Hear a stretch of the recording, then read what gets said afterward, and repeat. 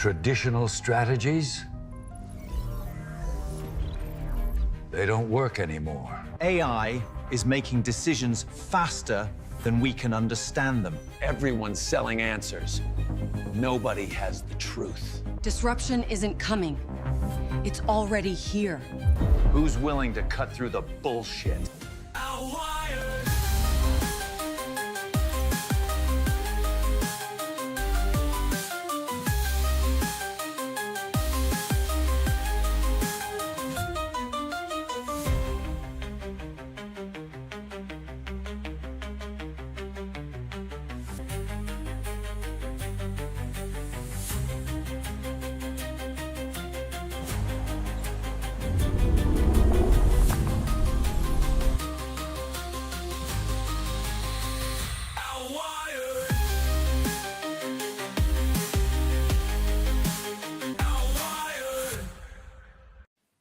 Welcome, everybody, to another episode of Outwired. Oh my God, I forgot to turn on my camera, Scott. What am I doing? There I am. I don't know, man. It's been so long, you're just not used to it. Welcome to Outwired with Riley and me and Scott and this mysterious bag that contains something that we shall reveal later in the show, so stick around. Do you think people will actually stick around if I say that? So it's a mystery box. That's what we're doing today. I don't. Maybe. Like I feel like I don't know, because if I do this and it's not as exciting as people think it is, which it really isn't, then I've only got like really 1 week. Because then if I try it the next week again, they'll be like, oh no, we're turning off the show. We're not falling for that shit again, right? Right. Yeah, you better bring it. You better bring it. I can open it up now. We'll just open it up now and let everybody leave. Do it. Dehydrated strawberries, man. Nice. Very delicious. Ran them through my June oven. It worked pretty well. It was really nice, and they're nice and chewy too. Have you ever had dehydrated strawberries? Oh yeah. I have a dehydrator. You just have like a Excalibur, or which one? This is the food prep channel, by the way, for those people who are watching. Yeah, I forget the brand. I've had it for a long time. It's one of those big round ones with a bunch of trays. It works good. It works fine for what I do. I was gonna buy one, but then I found this thing sitting in my garage. It's been in my garage for 1.5 years, and I forgot I had it. But I didn't know it did dehydrating because I bought it originally just as like a countertop like convection oven that could bake and do a bunch of other stuff, right? And I didn't realize it had all the dehydration stuff and everything else that I've kind of been interested in trying since then. So otherwise I would have pulled it out. So what's new in your world, Scott? What have you been prepping lately? Oh, are we switching to what people are here for? You know what I was thinking about today, because in fact I was talking to some other people about it, but the I was in Michigan the past week and just got back. Yeah, you said that. So and obviously the smoke from the wildfires was a big topic of conversation. Yeah, I don't understand why you guys don't put tariffs on that.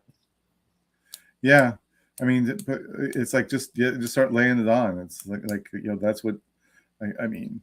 What's taking so long? But yeah, the one thing, and how it relates to this, to what we're doing, is how much an event like that really does impact tourism and visitation to these tourist areas. It was very noticeable because that part of Michigan that I go to, where I grew up, is very much a tourist destination in the summers, and it was noticeably much thinner, much thinner. And part of it is the smoke was so thick that, I mean, for a lot of people, they just recommended not even going outside. So these things are real in terms of the impact it has on guest trips and vacations and stuff, and it essentially really dampened several days of guest nights at places in northern Michigan. It Just was everywhere because I remember them talking about it in New York and in, I don't know about Maine, but in New York and the Northeast and in Ohio. And so it was quite a broad swath of the. it was here in Maine. It wasn't too bad. In Michigan, it was substantially worse there. That to the point where it's like, yeah, you really didn't want to hang outside that much, and you definitely didn't want to do anything strenuous.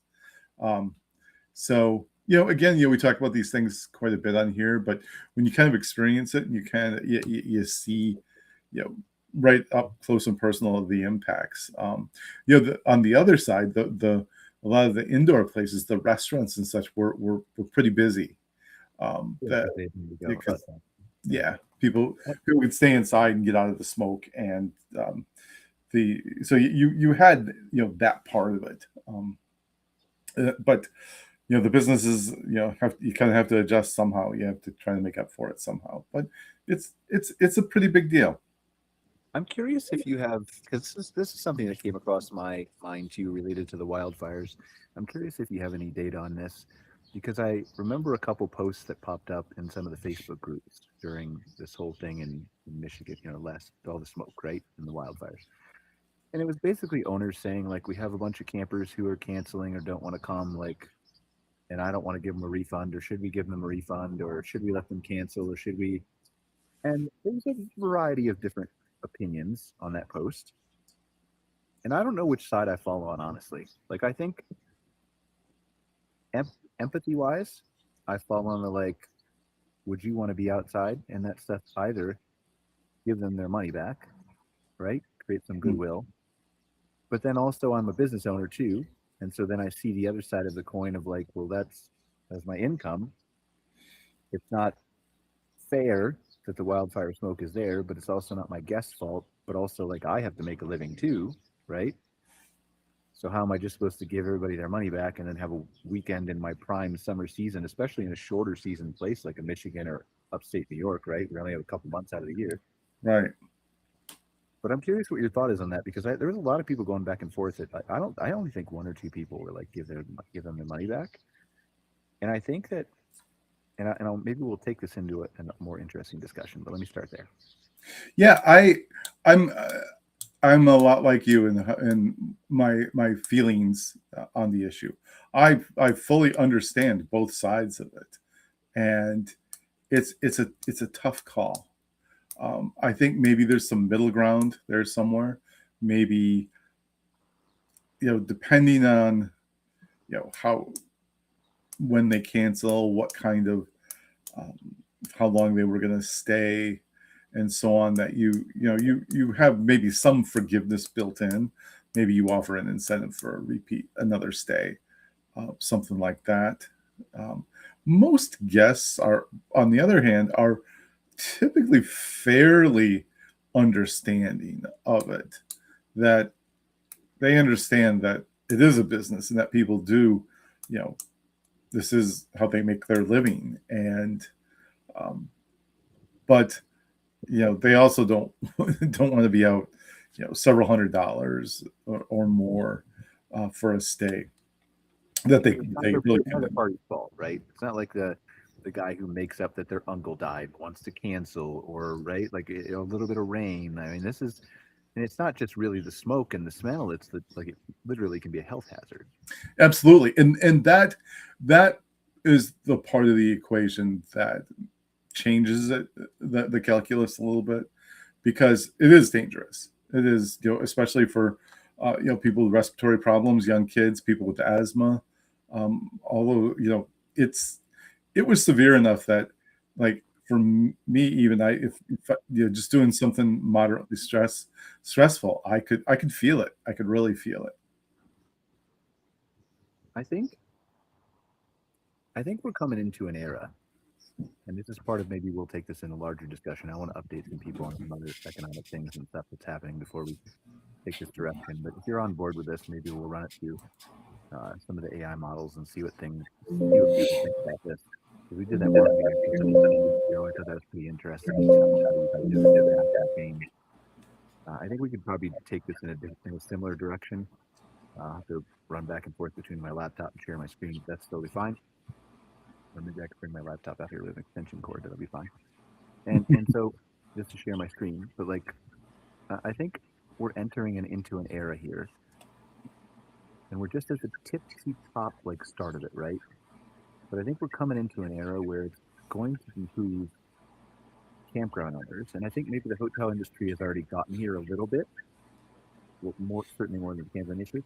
But I think it's going to be, because of everything that's changing in the world, I think it's going to behoove campground owners to enter what I'll just call an era of flexibility, where I think that because of not a lack of demand, because we talked about there's no problem with demand of people wanting to go camping, right? But a lack of the ability of people to go camping as much as they want to, at least maybe as nice a camping that they wanted to go to at a private campground, right? I think you're going to get into a situation as an owner where you're going to have to start making some tough choices. And either you make the tough choices last minute, where you say like, okay, listen, everybody's panicking, everybody's upset at me, there's a bunch of wildfire smoke, I'm going to go ahead and try to refund your money, or I'm not, and I'm going to get everybody yelling at me because it's my income. The last minute reaction of it, right? Not saying one side is right or wrong. Or you're going to become one of those businesses that's known for being flexible. And there are problems with that too, right? Nobody's saying that like just let everybody walk all over you. Okay. I think that the amount of people, and this maybe goes back to, remember we played that video a while ago, like where people were complaining about how campgrounds are so overpriced and everything else. There's a small segment of, I think, campground owners and campers who are saying that. To a certain extent, right? But I think this is similar in that, like, there are a lot of owners who have this perception, rightfully, because their individual perceptions are, they've experienced these things, right? That everybody is out there to get, all these campers are after their money, and they just want to make a bunch of reservations, and they want to cancel them, and they want to steal their money and screw their business and do, right? And I don't think that's the case. Do you? Do you have? No. Okay.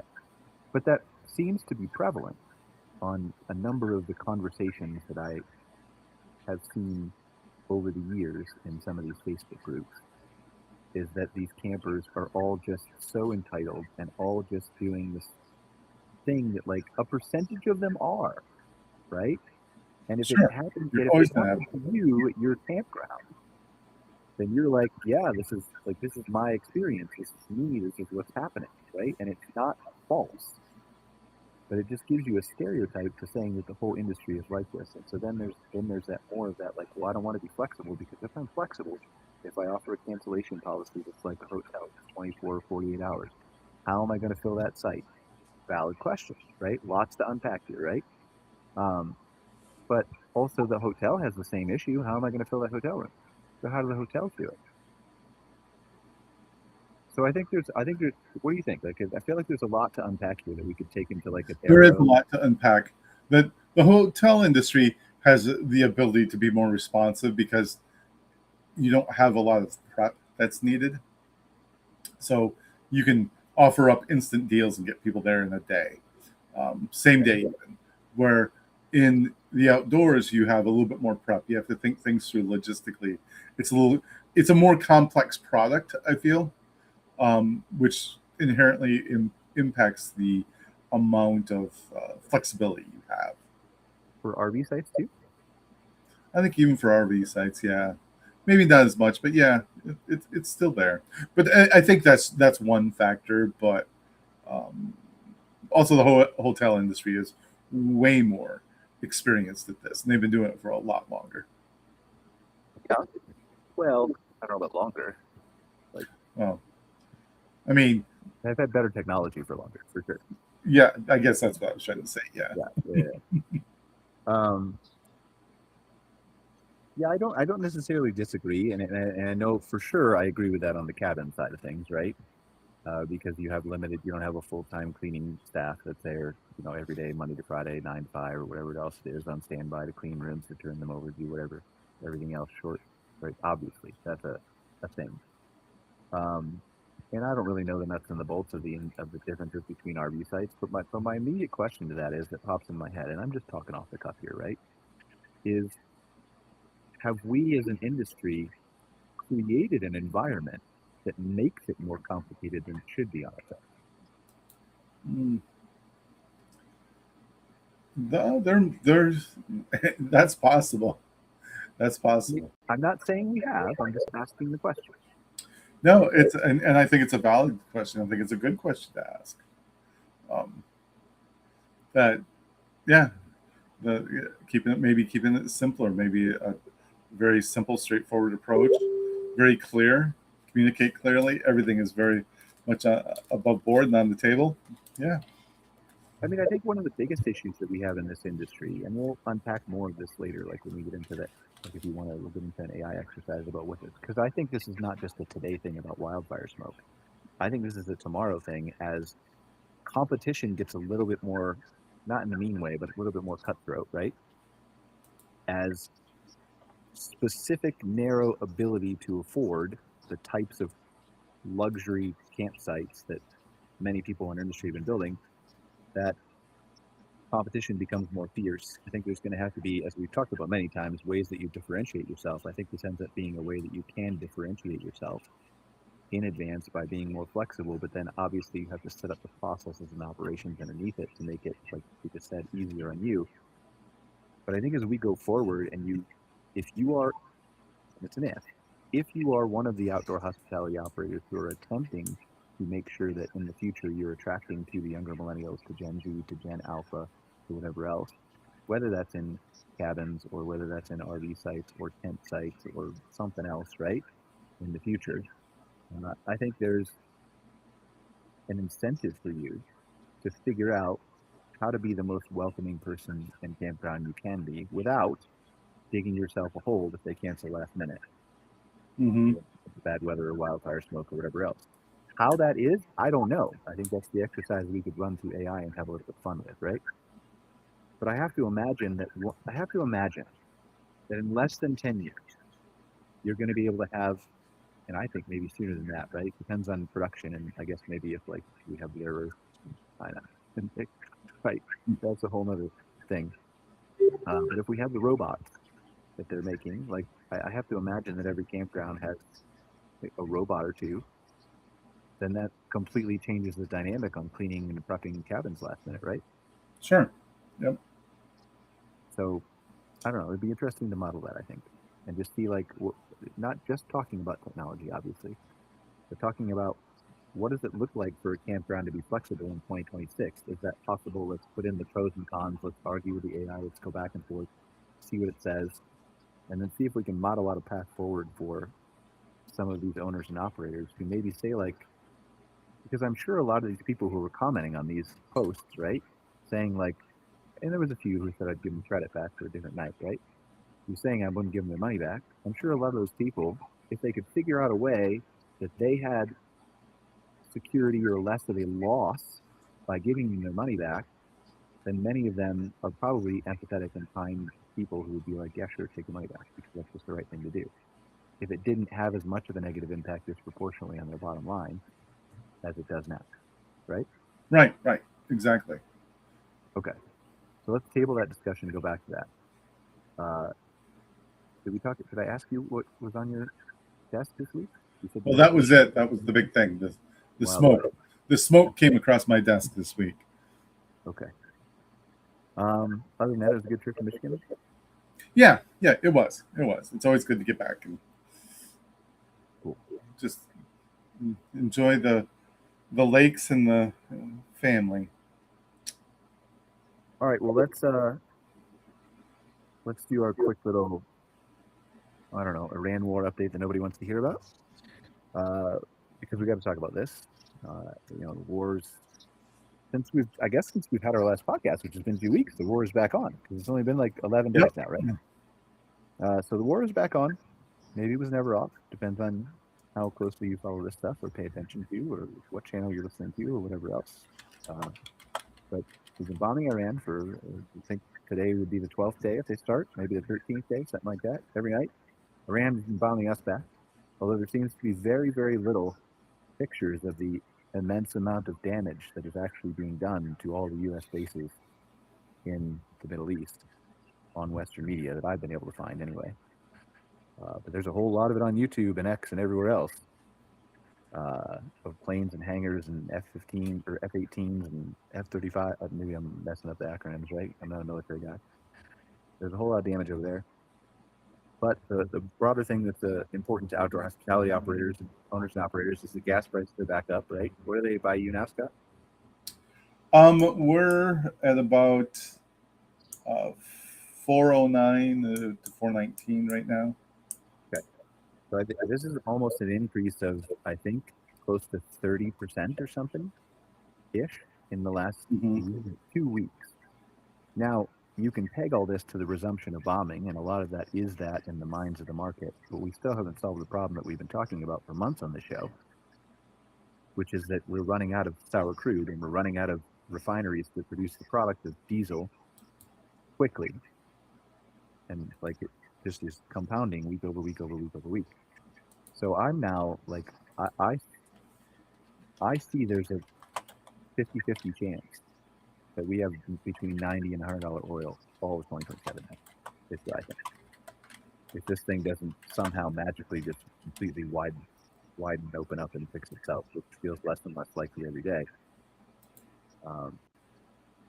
And I don't know, we've covered the strait, we've covered market dynamics, don't need to go into all that stuff again. There is another strait called the Bab el-Mandeb, where the Saudis were rerouting 5 million barrels of oil a day out the other side of their country, that now has been blockaded in by the Houthis, who are aligned with Iran, who are doing it for not Iranian purposes, by the way. Again, doesn't matter to the show, right?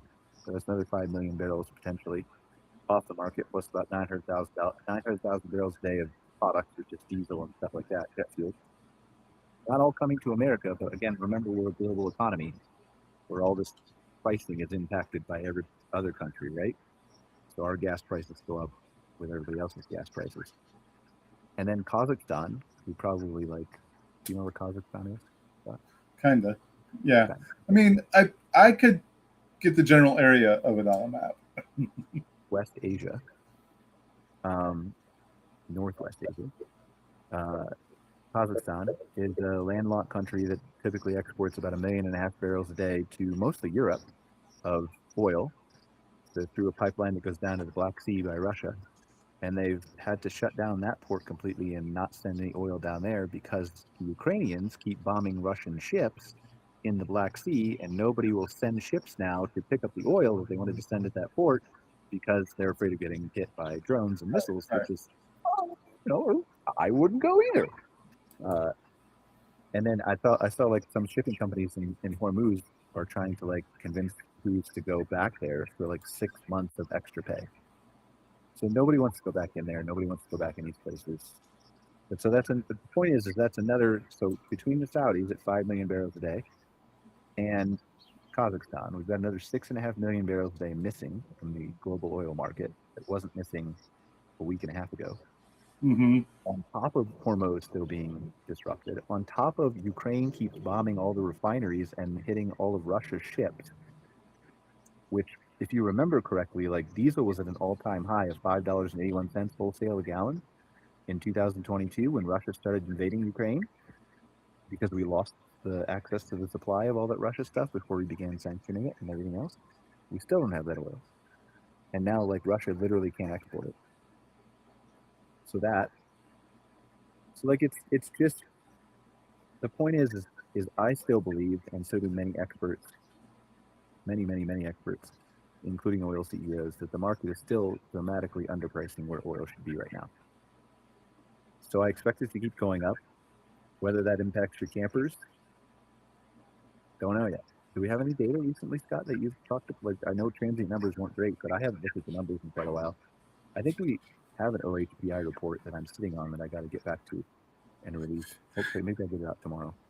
Yeah, it's the latest numbers that we've seen that really include a lot of people mentioning, the economy and finances and so on. So it's it's still top of mind. It hasn't really gone up though. It's like it's pretty much kind of staying fairly consistent. But we haven't done a survey since the war resumed, have we?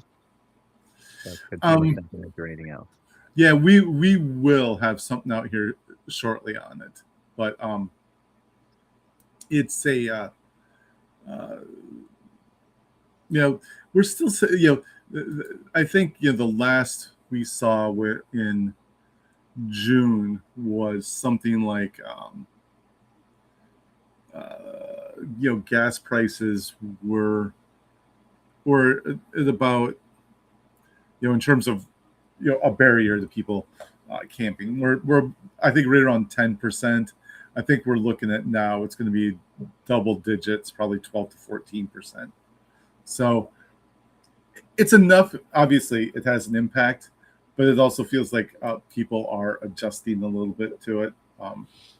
They've either already made their plans whether or not to go. So there's that factor in there. So yeah, I don't think this compounds and makes the rest of this summer worse or better than it already is, right? I would agree with that. That's one of my takeaways, that we're in it now. We're in it, and this is for better or worse, this is it, and for this year. And I don't think it's going to be a big loss year. I think it'll be down a little bit at the end of the year. I think maybe this fall we'll see a decent rebound, but will it be better than last year? Maybe not. I don't know. It'll probably be about the same, I would guess. So I know we've talked about this before. Like the numbers that I've seen and we've measured are still on a macro level down 8 to 12% in Canada. Right. Okay, so that's not small. But like you're saying, they can make some of it up in revenue. But that's an interesting thing. We talked about that last time we were on the show, about how making it up in revenue is not really like being richer necessarily. No, and it's it can be a slippery slope too. Yeah, I'm worried about fall. I don't. But before I tell you why I'm worried about fall, tell me why you think there's going to be a rebound. I just think people are going to want to do something. I don't think it's going to be anything extravagant. I think we might see a blip in short trips, a bunch of weekenders this fall, not long trips, not even extended weekends probably, but just probably a decent number of overnighters that might help us make up for a little bit of that lost ground. Because I always feel that people still want to get out and they want to do stuff. Well, they do. No, I don't think we've ever disputed that on the show. We may have worded it poorly, but we've never disputed that on the show. Right. And so the desire is there, but how do you do it? And, the big question people are going to have, and this will be the determining factor, obviously, is that can I afford to do this? Is it smart for me to do this? That's what worries me, though. That's what worries me going into fall, is because of, and again, I'm not an economist. I'm not a macroeconomist or a microeconomist. I'm not anything to do with the economy whatsoever, or oil, or any of this stuff, right? I'm self-taught obsessive over the last, couple months, because I believe that this is going to impact my family and potentially my business and those of our clients. And so I've been following it more closely than I otherwise would. And I think that because of what we've talked about, because of the fact that, and we don't want to rehash everything else, right? But because of, even if the war stopped tomorrow and there was another ceasefire or whatever else, there's still no oil coming through the strait. So we still have the same problems and the same inventory headaches that have been happening, whether we had a ceasefire or not. There was a little bit of oil that leaked out one time, was sitting there, right? Other than that, that's it. So I think oil prices have to continue to climb into the fall. And so I think that's what worries me a little bit about the fall. Again, I don't think the fall is a disaster over summer, but I'm not so sure it recovers over summer. And where I'm starting to really, really get worried, Scott, is 2027. I'm not there yet, but because it's not just oil and gas like it is now. In 2027, everything that you're seeing now is now going to be passed through to food and electricity and insurance and every single product and service you buy that has anything to do with diesel or oil, or fertilizer that can't come out of the Gulf, or sulfur that can't come out of the Gulf. For those chemists in the audience, sulfur is used to turn into sulfuric acid, which is then turned into fertilizer, which is another, right? So none of that stuff is another straight. So I think all of this compounds into like, well, right now people are sketchy and nervous and we're down 8 to 12%. Maybe not all because of the war, but a lot of it has to do with the impacts that have resulted from the war. And I think those impacts right now are only showing up at the gas pump and starting to slowly creep into the products and services and food. But I think they start to really get into the food end of 2026 into 2027, and then carried on from there depending on where we go with how this thing shakes out. And that makes me really, really nervous for 2027. Yeah, because if there's no real end in sight to this, which, you know, again, and as we've talked about repeatedly, that the longer it goes on, the impact is exponential in terms of the recovery time. So yeah, we're gonna have to, as an industry, we probably are going to have to make some adjustments, some changes. Some I don't, maybe we can figure out some of that. Maybe we can ask some questions to figure out what it is we need to do. I know we've asked some of those questions in the past, but what if, the big what if is, if it is sustained over time, what is that long-term impact? If I were to place a bet on one of those sites that you can bet on, I would bet that the RV industry will continue to lag substantially behind.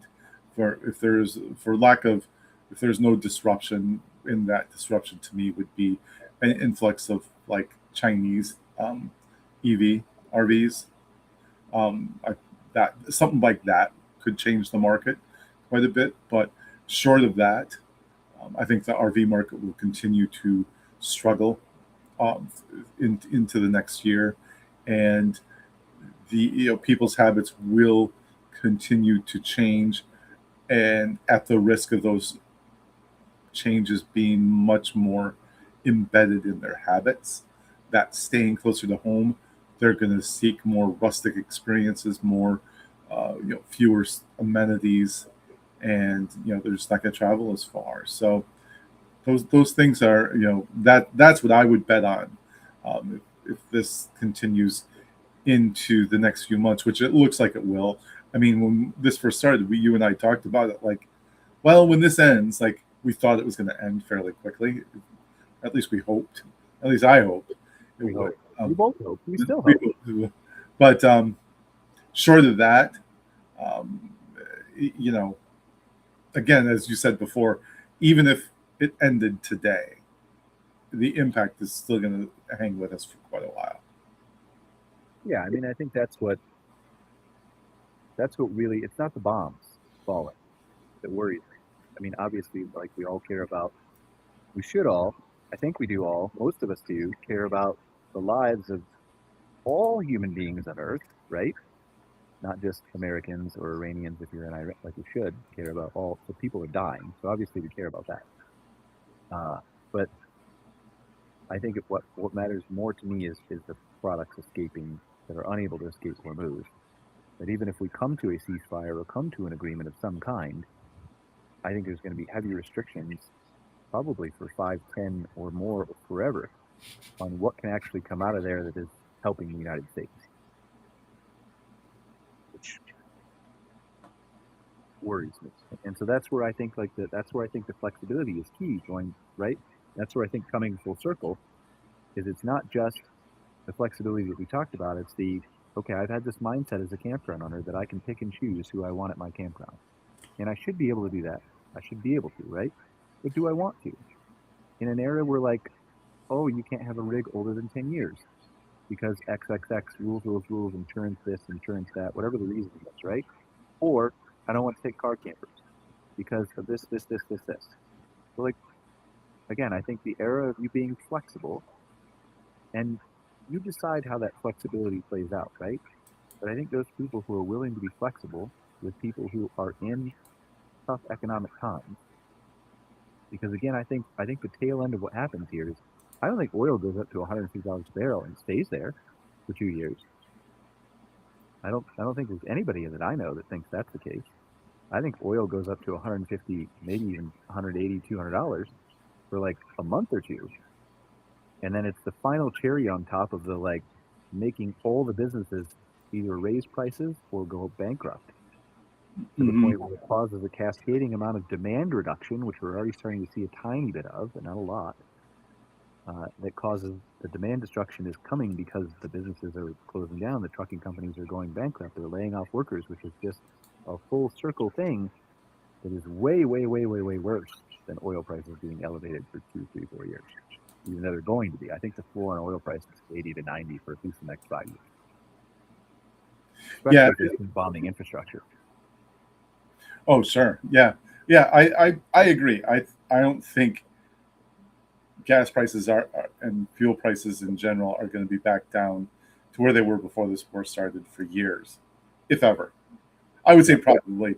I mean, to sound pessimistic, but maybe realistic, is like the chances of that happening based on the turmoil and everything that's happened now, I think are slim that they would ever Yeah, get. I don't think ever, because again, by the time, like I think 5, 10 years, but then when you get to that point, you have inflation, which causes the price Right. of a barrel of oil to be like, right? So yeah. Anyway, continue, please. I'm sorry. But yeah, I don't know. It I've been seeing some little blurbs pop up now and again about the interest in and the number of people who are really looking to purchase electric vehicles. That is the demand has. I think what some. I don't know if it was here in Maine or where it was, but a dealership said that the number of inquiries they had on electric vehicles since the start of the war has jumped like 400%. Yeah, because the electricity rates haven't quite caught up, but they're coming up too. Right. And also the interest in being off grid is spiking right now too.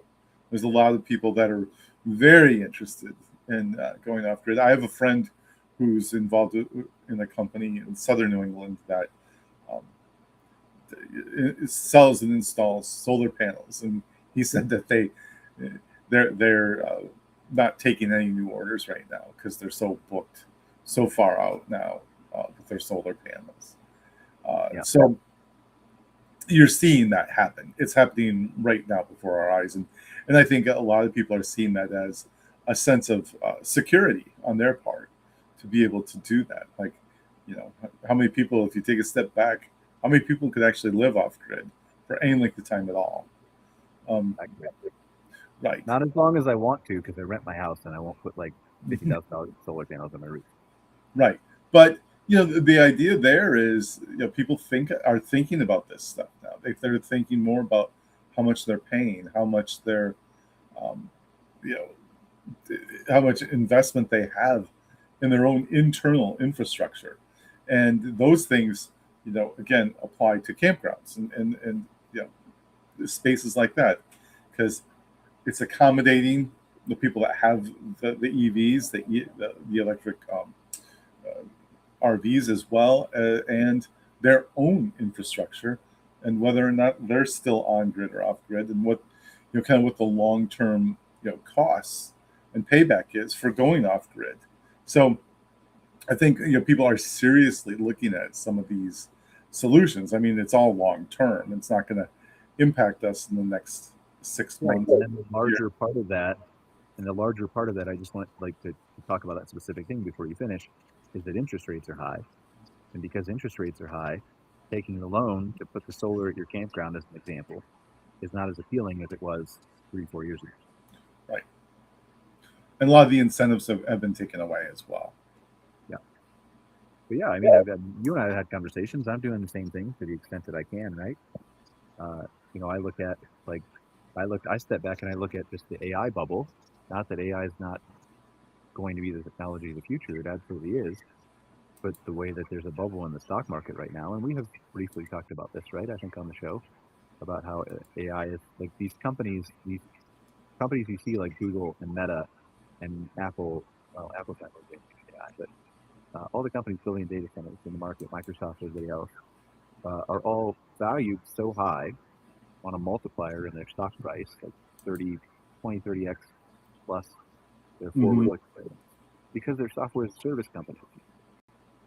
And I think I'm sure we talked about this on the show, right? But just because they're software as a service companies, because they paid tens of millions of dollars to develop the software. Let's take Microsoft Word, for example, right? And then you Mhm. get a new person who subscribes to Microsoft Word. You don't have any real cost associated with that. You just made more revenue and you already invested, which is why their multiplier is so high. But now they're spending hundreds of billions of dollars on data centers. They're a utility company now. And everybody who's a new customer to them costs them more money because they have to use AI tokens. Mhm. So the math never works out. It never, the only way that the math works out and the AI people become profitable is if they do what they're probably trying to do long term, completely replace the labor market. And then you got plenty of cash. Then we got a whole other problem, right? Right. Yeah. There's no math to where the consumer actually does that. So I think that ends up collapsing at some point, and that's going to take down a lot of the top people, like a lot of the top end of the K-shaped economy, and then that's going to be a whole other problem. But sorry, yeah. So like I don't know how I got on that AI bubble. Me, because I've stepped back and looked at the AI bubble and where to put my money and stuff like that, right? I'm like, I want to put some more money in the stock market, but like if this AI bubble thing cracks, like I think temporarily it drags the entire market down with it. Mhm. It's gonna be bad. And there's many other problems we have besides the AI bubble in the market. So like just taking that, right?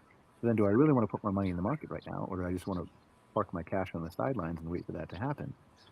Well, like I never want to put cash on the sidelines. Again, we're not a financial show, right? But like if you know anything about inflation, if inflation is at 4.2%, I think it's down to like 3.6, right? Whatever. If it's at 3.6%, it'll go back up next month. Don't worry.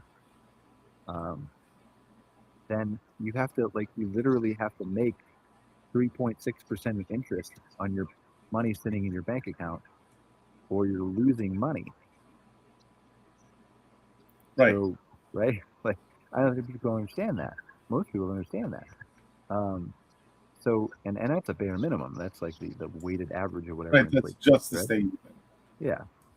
So, like that just leads you to like you can't do much of these safe trades in the market anymore. So then where I landed on was what we talked about, right? Well, like if my choice is between leaving the money sit in the bank account because I'm unsure where the market's going to go, whatever else, then I want to maybe invest it in the one thing that's going to give me security through all this. Like if something happens and food prices keep going up, I don't think any apocalypse is coming, right? But if food prices keep going up, like I think because of the fertilizer disruptions, diesel, and everything else, then I want to put some of my money into food. And so I've been stockpiling some food, wheat berries, lentils, stuff like that, right? To have flour, things like that, so that I can make my own food at home. And if food prices go up, and I'm right, then they go up 20, 30, 40, maybe even more percentage wise, right? In 2027, I've got a great deal. I just made 40% of my investment by buying it now, right? Mhm. That's a great deal. And if they don't go up and I'm wrong, I just eat the food. So like it's kind of like a win-win for me, right? But so that's to your point. Like there's ways that you can prepare and there's ways that you can't prepare. You've got to look at what can I do now that's within my control, whether I'm a Brian and worried, or Scott and worried about my family, or I'm a campground owner trying to figure out what if electricity prices or insurance goes up again next year, which is almost certainly likely to do, right? Mhm. Where can I cut corners? Where can I save money? Do I go off grid? Do I go on grid? Do I be more flexible, as we'll talk about in a minute? So I know I said like I was going to have you finish your thought. I still want you to do, but you probably got totally off track and forgot what you were going to say.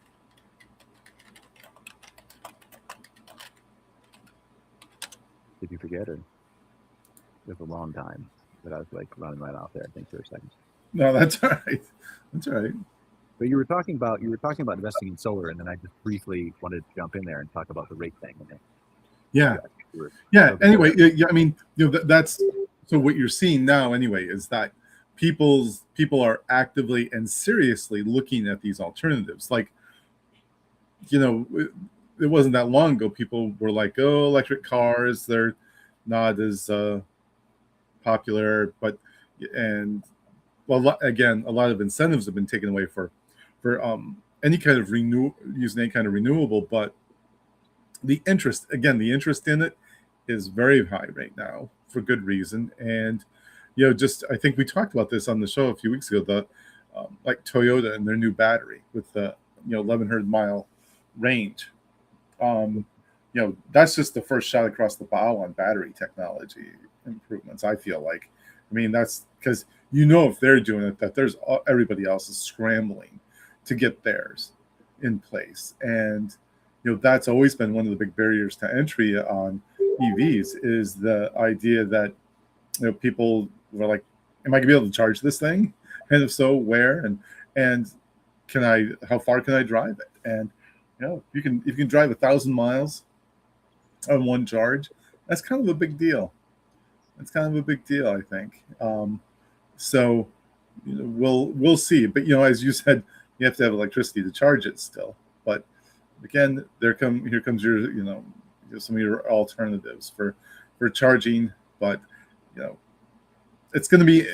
I think we're in for some really major changes, and to put a positive twist on this conversation that's been a little bit dour but realistic again is the idea that it feels like we're going to see some innovations happen. Innovation happens when times are bad, and innovations don't happen when times are good. People are like, hey, it's party time, we're on our yacht and we're hanging out.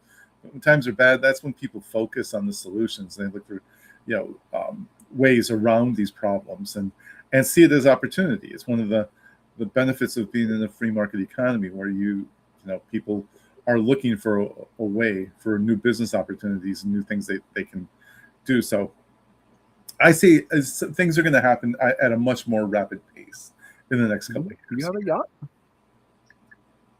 What's that? Do you have a yacht? Were you partying on a yacht? Oh, do I? I have a canoe. We said in good times. Like, I don't know where good times are at because I haven't been on a yacht yet. So, well, neither have I. But it's nice to dream. We can listen to yacht music, yacht rock, as they say. Going down and sitting in my kitchen, see if this works. If I can still see me. And my ugly rental wallpaper. Look at that wallpaper. It's so ugly, isn't it? It pretty much is, yeah. I would concur on that. When we moved in, I didn't choose it, so he said I could wallpaper over it, but I just haven't had the motivation. I don't spend like a ton of time in my kitchen, or I didn't anyway. So, all right. So I'm sitting down in front of my computer here, and I'll let my other. Can I do this? All right, we're just gonna share. All right. So we want to talk about flexibility, right? Yeah, let's talk about that.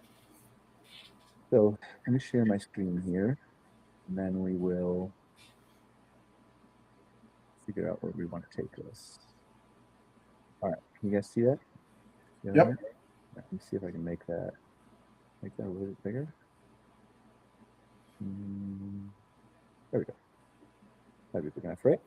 Okay, and I'll zoom in on that second. All right, so let's just do this. We'll do this like the marketing thing that we did, right? Yeah. We'll just kind of do like what I would do to learn more about this topic and conversation, and we'll just kind of play through it and see where it goes. So like I have this idea that due to the economy,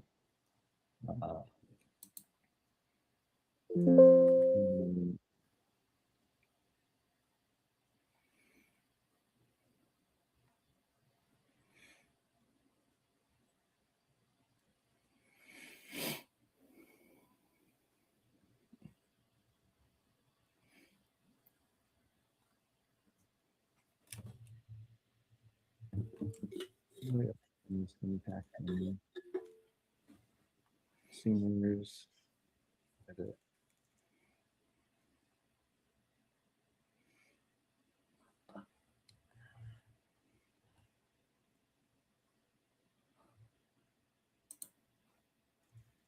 someone who owns a campground, RV park, camping resort to be more flexible, meaning that they could adjust their cancellation policies, refunds, take different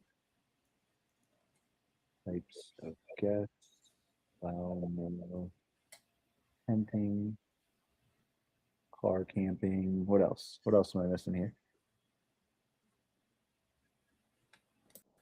Let's see. Dozens of more examples like this to be more accommodating to The old, like I would say, older model RVs would be one. tenting, car camping, older model RVs. Dozens of more examples to be more accommodating to people who want to be outside, may not now or likely in the future have the ability to do so financially, or have different expectations like millennials, Gen Z, Gen A, etc. First, what do you think about this idea? And before you answer, what questions do you have that I can clarify about my thesis or the direction that I want us to? All right, we'll try that. And then we'll see what questions it's going to ask us. So for those paying attention on the podcast, if you're just listening on the podcast, the video is up. We're sharing Claude, and we're just going to a kind of exercise here. And you heard me kind of type this out, but just for while we're waiting on it to think, I said I have this idea that due to the economy and the other things we've discussed, like gas prices, diesel, inflation, food prices, electricity price increases, everything like that, and all the other things impacting consumers, private credit market, a potential AI bubble, that there is an argument in the future for someone who owns a campground or RV park or glamping resort to be more flexible, in quotes is what I have, meaning they could adjust their cancellation policies, refunds, take different types of guests, allow more tenting, car camping, older model RVs, and dozens of more examples like this to be more accommodating to people who want to be outside, but may not now or likely in the future have the ability to do so financial-wise, or have different expectations like millennials, Gen Z, Gen A, etc. First, what do you think about this idea? And before you answer, what questions do you have that I can clarify about my thesis or the direction that I want us to explore? So it's gonna, right now it's looking to search things of stuff, conversations I've had, and doing some research and things like that. So see what kind of questions it asks. Scott and I will address the questions together, probably mostly Scott because he's the real smart one on the call. On the, is it a call? Did I just say it's a call? On the meeting, on the That's show, a call. on the podcast, on the live, on the whatever we're on. We're just going to kind of try to walk this through with you guys and take a step forward and say, like, well, not only presently what can I do, right? But in the future, what can I do? All right, so it says the core is right, but I think the thesis as stated is actually two different arguments wearing one coat, and only one of them is obviously correct. The strong version, most of this industry's default policies were written for the 2020 to 2022 demand environment.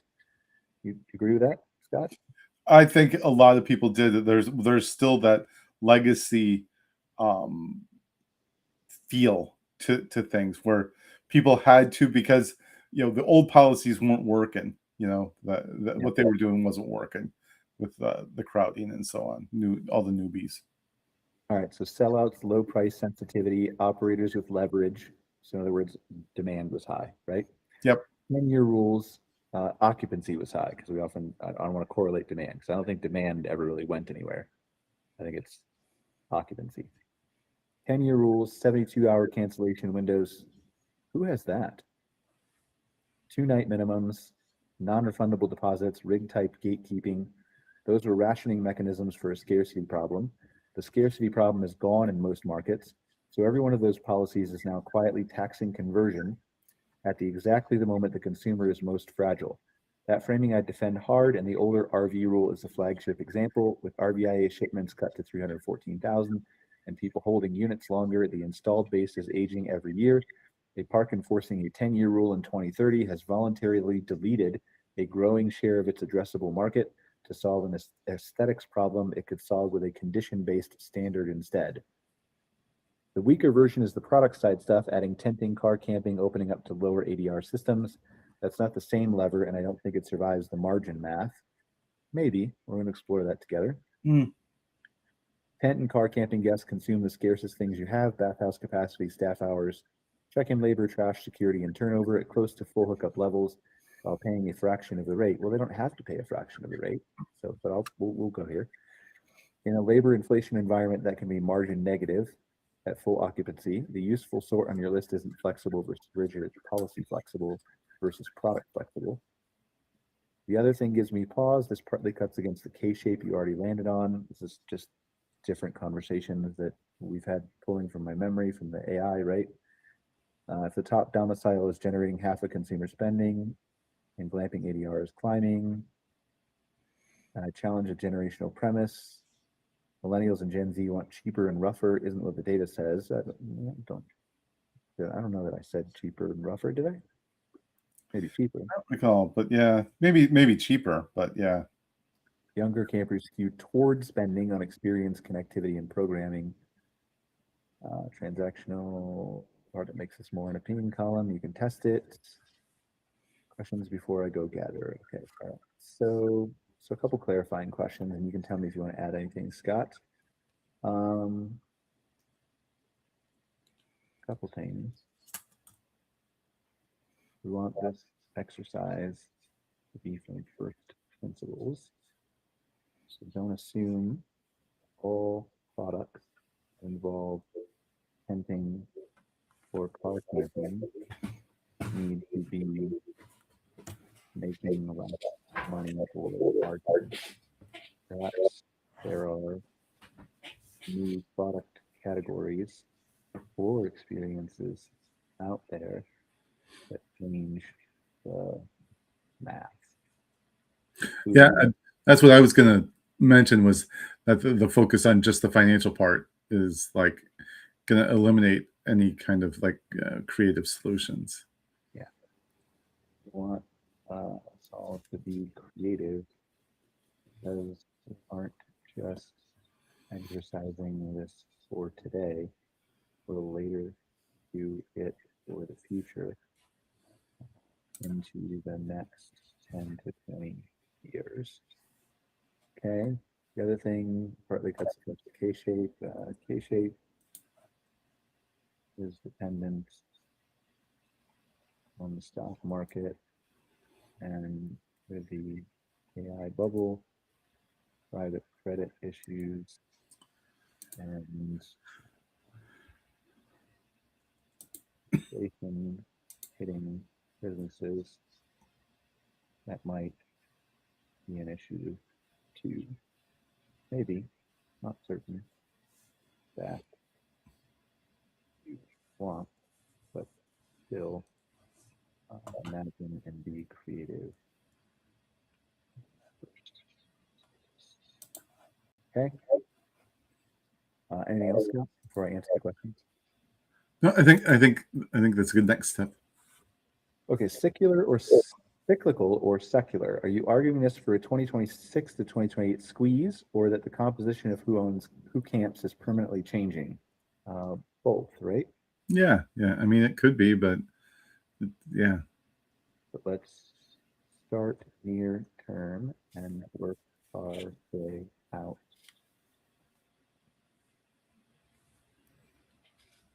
So, 1, 2, demand contraction or demand reallocation. Fewer people camping, or the same people camping closer, longer, and in older equipment. Fuel mass strongly suggests reallocation, which is very different.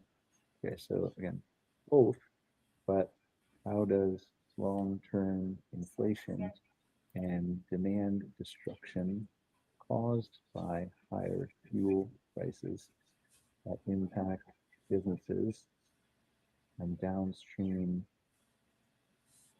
layoffs, plus AI and robotics impact both of these. 3, whose P&L, a 60-site owner-operator, all different for each. Hold on, I gotta see if I can do this.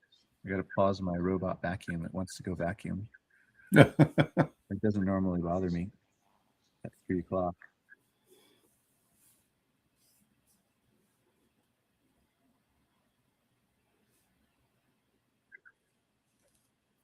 All right.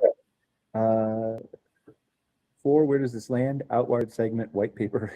Like, we're doing this exercise live on Outwired right now. So hi. 5, do you want the generational claim treated as premise or tested? Tested. Everything would be tested. But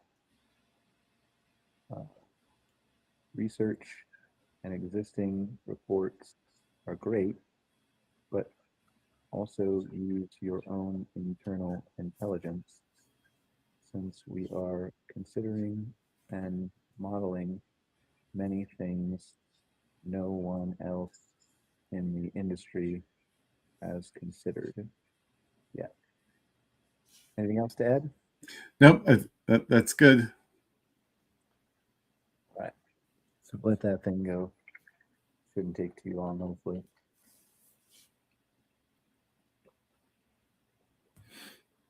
And so the idea here, like my thinking is, and your thinking may be different, Scott. My thinking is with the flexibility play, is that if we're about to just drastically change the way the economy has functioned for the last 50 years, which I know is like 60-70% of the people watching the show, they're like laughing at me, right? Or rolling their eyes. They're like, there's no way that can happen. And I hope I'm right, to be clear. Or I hope I'm wrong, to be clear. But all the data is pointing toward a significant shift in something happening in the next couple years, whether that is because of the war or because of AI or robotics or private credit markets or the AI bubble or the stock market being overvalued or right? There's so many things converging at all the same time with the changing expectations that we talked about in generations. Gen Z wants something different than the boomers. People are not buying as many RVs, but still want to go glamping more.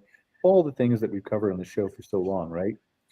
That we want to just look at, like, well, what if I operated a campground a little bit different? Said hi to you, Scott. But what do you think, Jen? Do you have anything to add before we go into this, Scott? No, nope. Okay. I'm good. All right, great. Hey, Outwired. Hey, Scott. Let me start by conceding the thing you pushed on because you're right, and the way I was wrong is instructive. I evaluated tent and car camping on NOI per site, which is the industry's habitual metric and the wrong one. On return on invested capital, it inverts. A full hookup site is roughly 25 to 60K to build. No, it's way more than that now, right? It's way more than that. 50 to 80 or 100K. Yeah, it's way more than that. So let's just put that in there. Like a full hookup site is closer to 80K now with inflation and will likely go up much further, right? That's fair to say, yeah? It is. The way things are going, yeah, absolutely. Pad from road frontage apparel, a tent site is a few thousand, even at 40% of the ADR and 50% of the occupancy, the small denominator wins. The reason tent sites look like bad business is that we productize them as full hookup sites with the hookups deleted. Same footprint, same road access, same bathhouse load, a third of the rate. That's a configuration choice, not a property of the category. Once you see it that way, 5 things are actually driving the bad margin, and all 5 are addressable. Density. Tent inventory doesn't need road frontage per site. Walk-in configurations run 3 to 5 times the density of RV sites. 4 tent sites at $40 and the footprint of 1 RV site at $85 is a completely different business. Although I'm not sure that's what I'm advocating for. But right? Yeah, we're looking at all options. I mean, Yep. we'll put it on the table.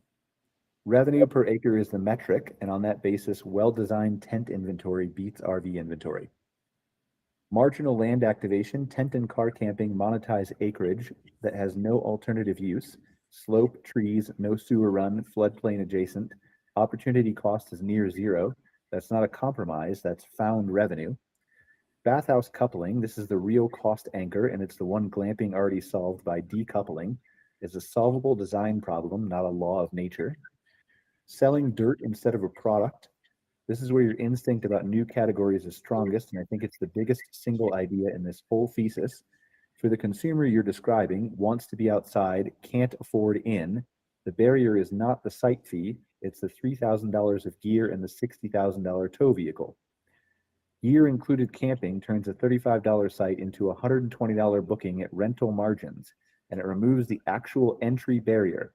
Nobody in this industry is running that at scale as a core product line. And I don't think they are either. I think there's a high-end glamping, and I think there's low-end tenting, and I'm sure that someone is, right? I'm not saying I'm the first, but I think it's rare enough that I can't think of it off the top of my head. Can you? No. Okay. Labor intensity, which is where your AI question lands, so let me take it there. On the K shape, I think you're right to be suspicious of it, and here's the sharper version. The K's top leg is a wealth effect, not an income effect. And by the way, I read this number, and I'm going to get the zeros wrong, Scott, but it stuck out to me in a couple of podcasts I was reading this week, and it was 0.00000000012% of the top wealth in the United States is 12% of the entire nation's income now. The highest it's ever been on record. I don't know how many zeros were there, but there's a lot. There's a lot of zeros. Essentially, it's like two people account for 12%. Yeah, it's crazy. So that's what we talk about when we're talking about a K-shape for what people are curious about. It's propped by equity marks, private credit yields, and home equity. AI, CapEx, unwind, private credit stress, and margin compression, driving white-collar layoffs all hit the upper leg specifically, unlike goods inflation, which hits the lower one. If those land together, you don't have a K, you have the whole curve stepping down. And that scenario is better for your thesis, not worse. Camping has historically behaved as a substitute good. In 2008 to 11, RV sales collapsed while camping participation rose because people traded down into camping. Read camping, not RVing, right? Are we on the same page there? Yep. Okay. The problem is like every time I say the word camping on a podcast or in a meeting with somebody, everybody automatically assumes that means RVing. That does not mean RVing. That means camping. It can be part RVing, but it does not mean exclusively RVing. But the trade down went into low capital camping, tents, borrowed gear, and public land, not $85 full hookup private resorts. Also, $85 full hookup private resorts didn't really exist a whole bunch in 2008, I don't think. And definitely not new RV purchases. So the strategic conclusion is clean, low capex, flexible inventory is a cheap option on the downside scenario. If the K holds, it's your value leg and costs you almost nothing. If the K breaks, it's the only inventory that fills. So this is what I'm trying to say, right? Mm-hmm. Like you're protected from both sides by giving them something in the middle. You're buying insurance for 1/10 of what a hookup site costs. I don't think there's a version of the next decade where that's a bad trade. Fuel to layoffs to AI robotics, two forces with opposite time constants. Fuel is acute, cyclical, mean reverting, and it hits travel radius first, as we've talked about. AI displacement is slow, secular, and doesn't revert. The nasty interaction is that a fuel shock gives businesses the justification to pull forward automation they'd already planned. So a 2026 to 27 energy squeeze accelerates 2030's labor displacement. What that does to camping demand from first principles? Time abundance and income scarcity. Displaced and underemployed workers have more time and less money. This is precisely the profile of the long stay, off-peak, low ADR camper. Camping is one of the only leisure categories where time substitutes for money. The weekly curve flattens. If employment desynchronizes, the Friday to Sunday peak spreads out. Your entire fixed cost problem is that you earn on 100 nights a year. Flattening that curve is worth more than any rate increase you'll ever push through. Does that mean we want everybody to be laid off? It sounds like it, but And we also, don't. we don't want kids to go to school, right? Of course not. Yeah. Automation cuts the labor objective to low ADR guests. Self-service check-in, autonomous grounds maintenance, access control, automated bathhouse cleaning. The main reason a tent camper is expensive to serve decays over your 20-year window. Autonomy re-expands radius. The reason people don't drive 6 hours isn't only fuel, it's that driving is labor. Autonomous towing converts travel time into leisure time. That partially reverses the fuel-driven radius compression, but not until the mid-2030s. The uncomfortable one, if displacement is severe, your fastest growing flexible segment isn't recreational, it's residential adjacent. Extended stay, workforce, semi-permanent. Every operator's nightmare and nobody has a policy framework for it. That deserves its own segment. What I would test in Atlas, that's our database, right? Ridge age restriction as a variable against rate integrity, et cetera, et cetera. Okay, so what do you think of all that, Scott? We keep going. I think it's a good start. I think there's some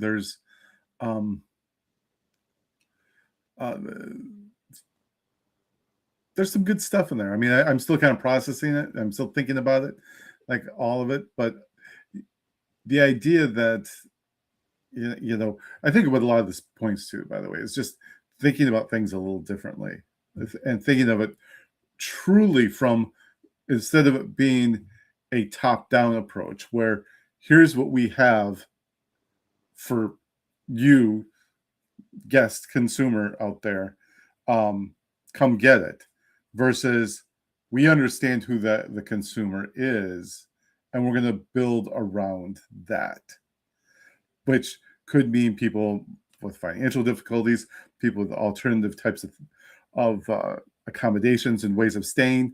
So you've changed it to a bottom-up approach, and I think that kind of gets to the heart of all of this. That it's thinking about that from that perspective, with the overlay, the umbrella being that you still want to be able to make money off it, because you're not, you know, if it's losing money, then it's obviously not going to work and it's not going to last.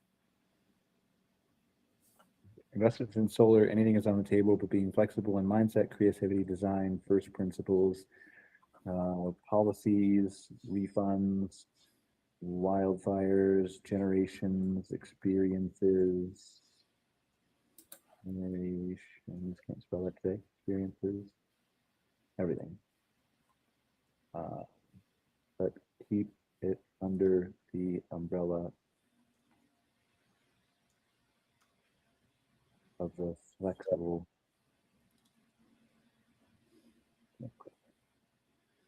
of the next 2 to 3 years. Then we'll move on to longer. Before you do that, any clarifying?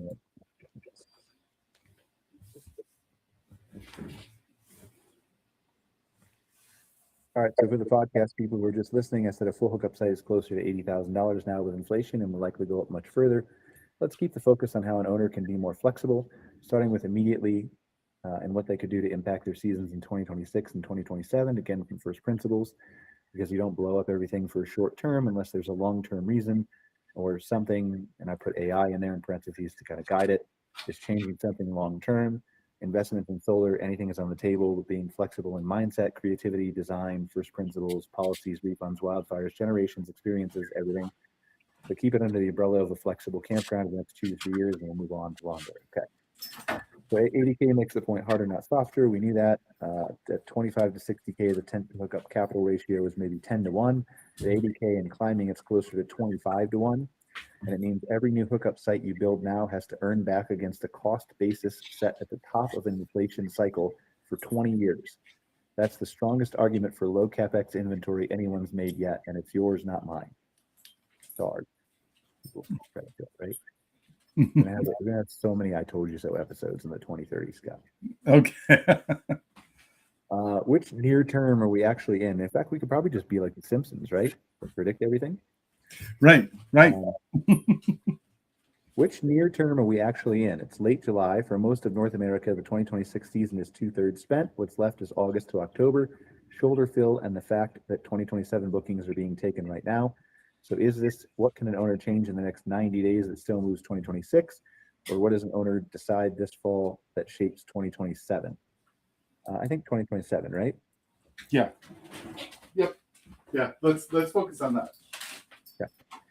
Are we holding rate? This is the one that most changes my answer. The instinct in a soft market is to discount, which torches rate integrity and trains your repeat guests to wait for flexibility for sale. Flexibility, as I argued, is the alternative to discounting. Yeah, yes. We do not want to discount. That's the lazy way to do it. Right? Yep. And then it says you give away terms, timing, flexibility. I agree with your definition. Otherwise,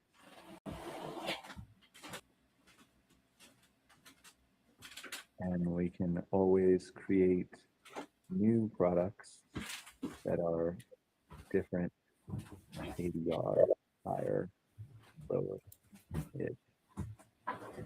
Okay.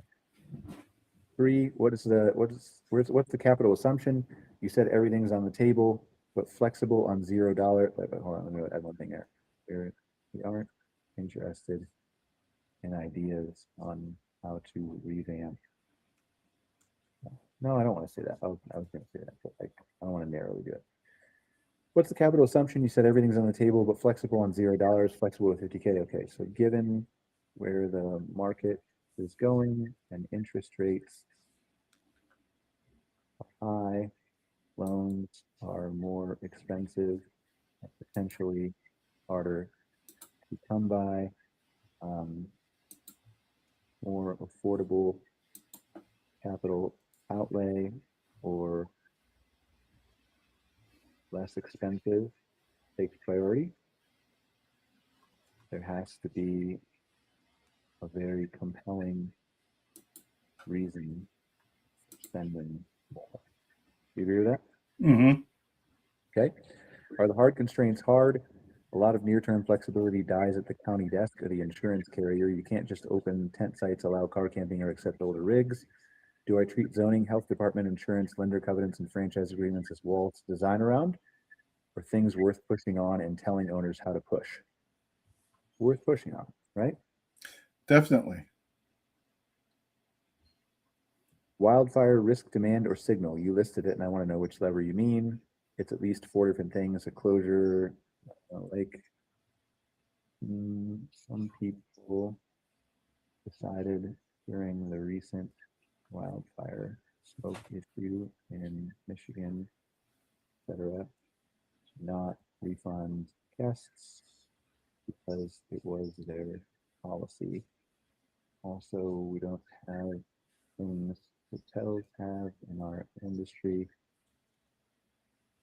like non-refundable rates, loose cancellation policies, 27 days to 14 days or more. And right now, maybe in the future, have constraints on turnover last minute. Is that fair? Yep. See what we got there.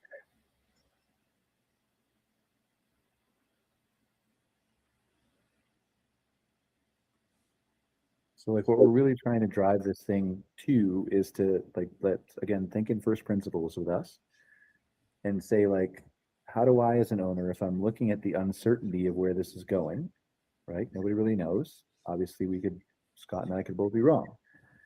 We could be half right. We could be anywhere in between of something. In fact, we're almost certainly wrong in some way or capacity, right? Whether it's on timing or the issues or something like that's never been seen before. So the question is if you're stepping back as an owner, how do I look at like something that I can do that allows me to be more flexible, that says no matter what happens, just like we talked about that mid-tier, like setting up a tent and kind of curating the experience can be $120. That works for the K-shaped who might step down. And even if they don't step down, it works for some people who want to step up, but not all the way up to a $60,000, $120,000 RV. So you're almost perfectly positioned there. Things like that. Here's the frame I build everything else on because it's the part that makes flexible a business strategy instead of a nice sentiment. Discounting is a certain cost. Flexibility is a probabilistic one. A 10% discount costs you 10% of every booking, 100% of the time forever. We already know that. You buy roughly the same conversion lift for a third of the price, and you don't teach anyone to wait for a sale. That's the whole thesis in one line. Give away terms, timing, and risk, and never give away rate. Okay, like that. Free cancellation cost of the cancellation rate times the resale failure rate. Call it 3 to 5% effective. And here's why the tools don't exist in our industry. We never needed conversion tools. Campgrounds sold out. Hotels built rate fences over 40 years of fighting for occupancy. We've never had to. Yeah, that's just a reframe for we've never been punched in the face, right? Yeah. Same thing? Yeah, pretty much. Yep. Go ahead. No, it's true. It actually is true. I mean, it's as an industry, we haven't, for a long time, people didn't even really have to market that much. Yeah. It's like people just showed up. So that's not an industry failing. It's an industry that hasn't been tested until now. Build the rate fence you don't have. Right now, most parks sell one product, a site, one price, one policy. 3 tiers, launchable for 2027 with zero capital. Flex. Your rate plus 10 to 15%, cancel up to 48 hours. Standard, your current rate, and I'd actually tighten the window to 7 days. And locked, same rate, non-refundable, paid in full at booking. I don't know, like, here's the other problem is, like, I don't know if the software out there, the camp spots, the new books, the RMS, the Stateless, the ResNexus, the whatever, right, have the ability for you to do this, but they should. Yeah, I would start asking for it. I mean, this is the biggest no-brainer in the world to me, right? Like, don't change your cancellation policy. Introduce a new rate that says if you want a more flexible cancellation policy, here you go. That's it. And then charge them more for it. The critical detail, locked is not discounted. Hotels shave 10 to 15% off non-refundable because the market is trained. Ours isn't. So launch at parity and let the flex tier carry the premium. You're not cutting price, you're selling optionality. And in a year where consumers are uncertain, willingness to pay for optionality goes up. That's a rate increase wearing a guest benefit as a costume. The cash flow piece matters more than the rate piece. Locked and paid pulls 2027 revenue into fall of 2026. If your line of credit is expensive or gone, your guest just became your cheapest lender. Thoughts? Because I love that. It makes sense. It makes sense when it's laid out like that.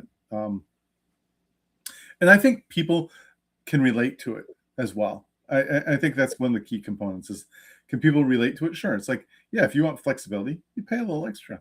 Okay. But if you know you're going to go and you're going to be there, it's like, yeah, I want the locked in. That's it. I'm there. So yeah, no, I like it. And again, it makes sense. It makes sense, and it allows for you to adjust to different conditions and wildfires. All right, so smoke is a product problem, not a policy problem. The Michigan operators made a category error. They treated it as a cancellation. The guests didn't experience a cancellation. They experienced a "you sold me the outdoors" and delivered air quality index 210, and then read me paragraph 4. You cannot sell fresh air and then hide behind terms when the air isn't there. That's not a policy dispute. That's a product failure, and the guest is right. For sure controversial, but yeah. But just refund everyone is also wrong. That's uncompensated risk transfer onto the owner. First principles, this is a parametric event. It's objectively measurable, so write an objective trigger and publish it. Mandatory evacuation within X miles, or EPA monitor above a stated AQI on arrival day, or primary access route closed. Trigger fires, guest automatically gets full credit, valid 18 months. credit, not cash, because it protects liquidity, retains the guest, and never fully redeems. Two things this unlocks. First, it's the strongest conversion tool available in 2027 for the West, and now the upper Midwest, because what's suppressing those bookings isn't price, it's smoke risk, and you just remove the exact fear that's killing the booking without touching your rate. Second, you can sell it. $12 at checkout for weather assurance. Now flexibility is a revenue line. Nobody in this industry publishes a parametric smoke policy. Whoever does it first owns that conversation. Fix It's how gonna they pay. happen. Huh? I think it's going to happen though after all this. I do. Fix how they pay, not what they pay. The guest problem usually isn't $680. It's $680 at once in March, 4 months before they go. Split payment booking, which some people do. Deposit, then 2 or 3 installments before arrival is nearly free on modern payment rails, and I'd argue it's the highest conversion change available to any operator right now. Hotels don't need it because the ticket is small and booked close in. We book big tickets far out to households with thin cash buffers. This is our gap, and it costs you nothing but float. Delete the friction that was never earning anything, rig age, kill the 10-year rule, publish a condition standard, ask for photos at booking, which, to be clear, like, think of now we're getting into the longer term, right? But think of ways that you can automate these processes, right? It is very easy to trigger an automated email to a guest when they put their, I don't know if you put the rig age into a camp spot or new book or something like that when you book, right? But it's very easy to trigger an email and say like, hey, how old is your rig or whatever else. When you respond, then the AI looks at the attachments of the email and decides whether it's approved or not, right? That's super easy. Like, is the AI going to approve the pictures or not? Same protection, no deleted market, and it removes your discretionary enforcement liability. Carriers care about condition and fire risk, not model year. Is that true? I don't know if that's true. I assume so, but I would assume so, but I can't say. Most will take a documented standard if you actually ask. That's one of your push on it items. Yeah. So again, yeah, like, and look at it's more clear for your guests too. Just like it's not widely accepted right now, but it will be in a few years for you to use AI to enforce all this stuff, right? If you start saying like, listen, we don't look at this. This is not subjective. Please submit your photos to this form or this agent or whatever that I have, and it will decide using vision whether whether it's good or not. Yeah. Or if it has any questions or anything else. Last minute RV sites, there is no operational reason an RV site can't book at 11:30 p.m. for that night. I said this to you. You said maybe. No turn, no housekeeping, no staff required. Most parks close online booking at 5 p.m. and turn away money for no reason at all. I don't know. Is that true on, like, I know KOA does. Yeah. If one of the reasons is that it's past quiet hours. So you have someone coming into your park at 11:30 p.m. and setting up when most people are in bed. What if you designate 2 to 3 sites as like, if we have these available, these are the ones that late people go into and they're set far away from everybody else or something, or further away. Right. I mean, that would be the solution. But other than that, yeah, the reason is you don't want someone coming in at 11:30, 12 at night and being like, hey, here I am, setting. It doesn't matter how quiet they are; it's going to be disruptive. Cabins and glamping, you're right. The constraint is real, but name it instead of hiding it. Same day rental is available until 2 p.m. That converts we can't do last minute into a published product. And separately, price your orphan nights. The Tuesday stranded between 2 bookings costs the same to clean and is worth approximately nothing. Selling dead inventory isn't discounting. That night has no rate to protect. Minimum stays, don't drop them. Release them dynamically inside of 14 days. You keep the fence for planners and open it for fillers. New SKUs and not lower prices. Outfitted tent camping is the near-term one. Canvas cot basics seasonal, 3,000 to 6,000 a unit against your $80,000 hookup site. Deployed on land that has no other use at $110 to $140 a night. It removes the actual barrier, which was never the site fee. It was the gear in the tow vehicle. Also, the half night. Somebody rolling in at 11 p.m. when we talked about that, right? Yeah. We've gone back. But if it's a outfitted tent camping site, there's no setup. That's They're not true. bringing their own gear. Right. If it's already set up, that's different. Okay. The one margin move I spend on, you mentioned solar. Honest answer, it doesn't pay back in 3 years. It pays back in 7 to 10, only with incentives. But submetering electric does pay back fast, and it's the more interesting flexibility play, which Wild Energy and some other companies do, right? If power costs are climbing and you're bundling unlimited amperage into the site rate, you're carrying unhedged commodity risk on behalf of a stranger running 2 air conditioners. Meter it and you can hold or even lower your base rate while your margin stops linking. Okay. All right. So any questions on that? Thoughts on that while we do the next one? Nope. I like where I like where it's heading. There's some solid solutions in here that are worth thinking about and considering. Okay, let's move medium term now, 3 to 5 years out. Assume trends hold as most economists believe, and inflation remains high, price pressures, AI, whatever else. Please research on your own. And we establish or identify trends that we believe will be somewhat sticky. Still from first principles, what does a flexible operator do or allow change? Forgot to ask you if you wanted to add anything. Do you want to add anything? No, that sounds good.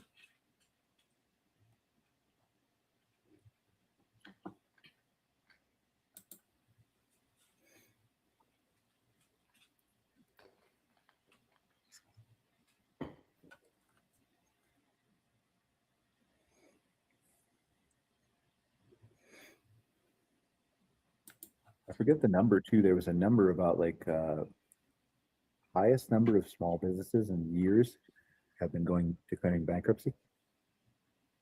This is all really flying under the radar. It's amazing to me how I don't see this reporting, unless I'm just looking in the wrong places. That would seem like a bigger story. Yeah, I'm gonna have to. I'll try to look that up while we do it. Yes.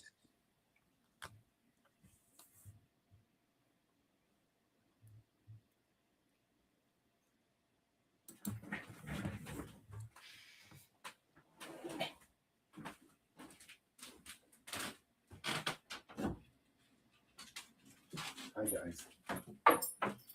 July 13th, 2026. While this thing finishes. July 13th, 2026. U.S. corporate bankruptcies hover at 16-year high. The number of larger U.S. private and public companies that filed for bankruptcy protections, not small businesses, ticked up to 372, the highest since 2010, according to S&P Global. Small businesses also showed signs of distress. A total of 1,663 small businesses filed for bankruptcy during the first half of 2026, a 50% jump from the year earlier period. Okay, that's kind of a big deal. Yep. This is what I mean. Everything is compounding on top of everything and everything and everything, right? The increase in small business filings via subchapter V elections within Chapter 11 was attributed to ongoing financial pressures facing households and employers. Higher borrowing costs, increasing expenses, and geopolitical volatility are leading to more debtors to turn to the bankruptcy system to restructure and pursue a financial fresh start, and everything else. So yeah, no bueno, not good. Okay. What's sticking and what isn't? Inflation decelerates. The price level doesn't come back. Consensus is disinflation from a higher plateau, not sustained high inflation. Morningstar has 2026 at 3.4%, driven largely by oil shock, then 3 cuts in 2027 and 2 in 2028, bringing Fed funds back to 2.5, 2.75% by the end of 2028. Okay. The correlated matters for you specifically. Capital gets cheaper. I don't know if that's true, but we'll see. While your customers stay squeezed, that's a refinancing and build window opening at the back half of the horizon. Position for it now, spend into it then, don't spend into today's rates. Electricity replaces fuel as the binding cost constraint and does not mean revert. This is the finding I'd build a whole medium-term thesis on. Fuel is cyclical and reverts. Grid cost does not, because it's capex recovered through a rate base over 20 to 30 years. In other words, the grid, they have to like pay for the new power they're putting to, I hate using data centers, right? But like, Yep. and transmission lines and everything else, right? That's a payback that's spread out over your bill over 20, 30 years.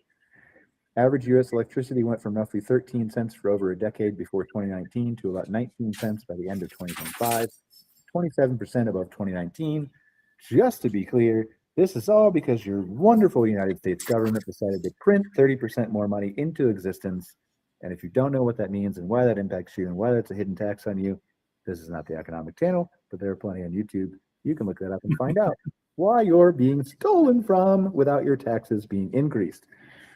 A study in environmental research letters models national average wholesale cost rising 6% to 29% by the decade's end, with data centers going from 1.9 to 4.4% of total U.S. electricity between 2018 and 2023. Obviously, that's got to be way higher now.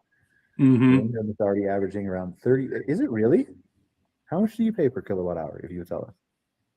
Oh, geez, I don't. Honestly, I should know that, but I don't. It's one of the highest in the nation, by the way. Just I pay 8 cents Canadian per kilowatt hour, which is like 5 cents US, I think. So I don't know, that 30 cents is astronomical. Again, but to be fair, that's the wholesale rate. Like then that's just transmission cost on top of that, right? So it's about 12 cents Canadian, something like that. And there's a K inside the K between 2020 and 2024. Residential electricity prices rose 25%, while commercial rose 3%, and industrial actually fell 2%. Households are subsidizing the load.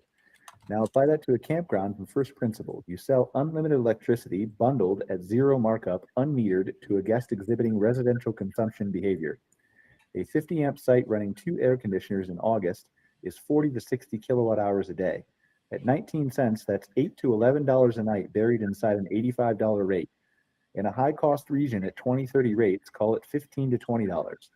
You are short an unhedged commodity with a 25-year upward cost curve, and it's invisible because it's one line on the utility bill instead of a per-site cost. That is the largest unmanaged margin risk in this industry over the next 5 years, and almost nobody is looking at it. Now, see, here's where I'm going to be a little controversial, because I think that's right. But also, like, the problem is there are companies that have the solutions here, and we should like have Mike maybe on a fireside chat show or something to talk about this from Wild Energy, right? The problem is like Mike's stuff is not the cheapest in the world to buy, as it shouldn't be, right? Mm-hmm. Like, I'm not saying he's trying to overcharge for it, but there's a lot of cost associated with that to then flip it to that I can charge people for electricity. And as I understand it, it's an ongoing cost. So yes, you can do this. Yes, you probably should do this. This is a good argument. But then there's that whole, like, how do I execute it, right? Mm-hmm. AI displacement is real and it's hitting your customer, not somebody else's. AI was cited in 13% of US layoffs in Q1 2026, up from 4.5% in 2025 and 0.6% in 2024. That's a little bit of an increase. With over 142,000 US tech workers laid off in the first 5 months of 2026, about 1 in 6 employers expect AI to reduce headcount, and Wall Street banks are planning roughly 200,000 cuts over 3 to 5 years, concentrated in entry-level and back office. Critically, 27% of college-educated workers hold high AI exposure jobs versus 12% of those with only high school. This is targeting white-collar, not blue-collar. Honest caveat, because you said test everything, a lot of AI attributed layoff data is self-reported by employers who have, I don't think the real AI stuff is hit yet. I agree with this. We have an incentive to call ordinary cost-cutting an AI story. And WEF projects 92 million roles displaced by 2030 alongside 170 million created. Yeah, I don't know if I agree with that, but we'll see. There's so many unknowns. But near certain is the shape, like the income volatility, more contract, gig, portfolio, and consulting income, lumpier and less predictable. So this is the interesting, again, like, I feel like we're an economic show, but we shouldn't be an economic show because I'm not an economic person. But also, like, if you just look at the unemployment numbers and how they've stayed flat, you understand that if somebody works a job for 20 years, let's say they work at, I don't know, Cairn Consulting Group, and they get laid off after 20 years. Sorry, Scott. We know you'd never do that to anybody, but we're just hypothetically just putting this out here, right? If somebody gets laid off from whatever job they have after 20 years, and then in an act of desperation, they sign up for Uber to become an Uber driver or a DoorDash driver or whatever else, and they work 1 hour delivering food, or they take one ride in an Uber and never do it again. Because they did that in Uber, they're still considered employed. What the fuck is that? So, like, no, unemployment is not as low as you think it is. It is not holding lower. It's completely manipulated and doesn't account all the gig workers and the people working 2-3 jobs and everything else, right? So, yeah. So that's the uncertainty, right? Income is going down, which means less money to spend potentially on travel and vacation. So what does the flexible operator actually do? The organizing principle in a high variance decade, convert fixed commitments into options. Everything below is a version of that, and it's why the 80K site is the wrong asset, not because it's unprofitable, but because it's irreversible. You are making a 25-year non-cancelable bet in the least predictable environment this industry has faced. Irreversibility is the thing to price, and this industry has never priced it. So one is flex the unit of sale. We sell one site, one night, one party because hotels do. Nothing else about our business resembles a hotel. Sell time, not nights. A displaced or self-employed guest has time abundance and income scarcity. That guest doesn't want a weekend, they want a month. And monthly is not a downgrade. It's better labor economics. One check-in per 30 nights instead of 10. Better cash certainty and lower acquisition cost. The industry codes long stay as low status. In this environment, it's the highest margin transient product you have, and the growing transient long-term divide is already showing up in the operator conversation. What do you think? What do you think about that, Scott? You know, it's interesting. I like the idea of sell time, not nights. I mean, when you said that, I was like, you know, it's interesting. I mean, it's just a way of turning that idea around a little bit. You know, what if you did, like, forget about the long term? What if you did actually sell time? What if you could go on CampSpot or New Book or whatever else, right? Whatever reservation system, and the default in your cart was 8 hours or whatever. Or there was no default, and you just, like, you got charged 8 times X number of hours, and then you could just increase your stay to 10 hours, 11 hours, 12 hours, 15 hours, whatever you want, and you were charged a rate per hour instead of per night. Yeah, I mean, it would certainly be a very different approach, but maybe it makes sense. You know? It would be interesting to pilot test that and try it out and see how it works. Have the campground take a couple sites maybe and test it out. I mean, your minimum, like, maybe you have a minimum stay floor, right, of like 4 hours or something like that, right? Right, so right. Because then you're going to have to deal with, or maybe the shorter the stay, the higher the price. So maybe you front load hour 1 at $15. And then hour 1 to 4 is $15 per hour. But then once you get to hour 5 to 8, it drops to $10. So your whole stay is cheaper the longer you stay, because then that avoids I just want to come in and charge my electric car and leave, right? Right. So maybe you just front load it that way and kind of dynamically price the hours. And then, heck, if somebody wants to stay 25 hours, like, you don't have to worry about it rolling over into the next night. I mean, you sort of do, but like, if you structure your rates right and say, like, okay, it goes down, 1 to 4 is more expensive, 4 to 8 is a little bit cheaper, 8 to 12 is a little bit cheaper than that, right? But it's still, and then I still end up making more money than my $85 because I'm giving flexibility, and I still have my flexible cancellation rates and everything else, right? Like we talked about earlier. But then if you want to go into like 12 to 15, maybe is the same rate. If you want to go more than 15 hours, or whatever, then we're getting into the territory of maybe I can't sell the next night for the same hours I want to sell it to. So then it goes back up on the back end of it again. And you pay more for those hours on the back end. Right. I mean, right now people are paying, they're not paying for 24 hours anyway right now. No. Yeah. No. So, They're paying for like a check-in at, let's call it 2 at RV sites, maybe. yeah. Check in at 2 and check out at 11. So a little bit less than about 21 So hours. 20, 21 hours, something like that. Yeah. Yeah. Hotels, it's even less. So you check in at like 3 and check out at 10 or 11.